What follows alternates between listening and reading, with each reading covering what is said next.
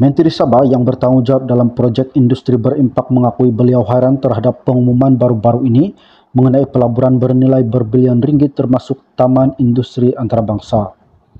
Menteri Pembangunan Industri dan Keusahawanan Pung Jizi berkata kumpulan pelabur yang membuat pengumuman itu adalah misteri baginya dan beliau mengakui bahawa menterinya terkejut dengan pelaburan tersebut.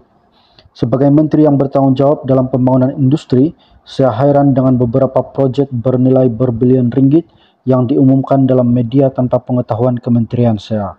Katanya dalam satu kenyataan di sini pada hari Kamis.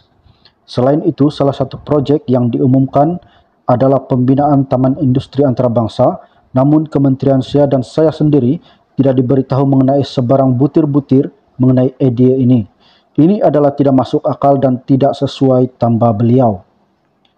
Ketua Menteri Datuk Seri Haji Jinor sebelum ini mengeluarkan kenyataan pada Kamis merujuk kepada pertemuan dengan kumpulan pelabur dan menyatakan bahawa tiada keputusan telah dibuat mengenai projek yang dicadangkan kepada kerajaan negeri oleh kumpulan itu.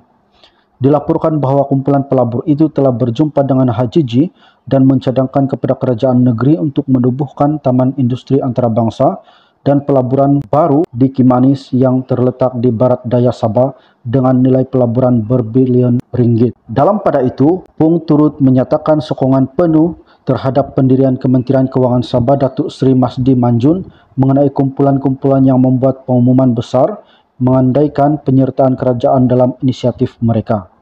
Beliau menyatakan bahawa tindakan Masdi itu betul dan menambah bahawa sebarang niat pelaburan perlu dinilai dan disaring sekurang-kurangnya oleh Kementerian Pembangunan Industri dan Keusahawanan di peringkat negeri terlebih dahulu sebelum diumumkan. Di bawah kementerian saya untuk pelaburan berkaitan tinggi bernilai berbilion ringgit, kami mempunyai pasukan tugas yang kuat dan berdaya tahan yang diketuai oleh Setiausaha Tetap Datuk Thomas Loginjin. Mereka diberi tugas untuk menyelidiki keperluan dan keperluan pelaburan berkenaan, katanya. Pada masa yang sama, Pung menambah kementeriannya akan membantu para pelabur untuk melalui proses yang diperlukan.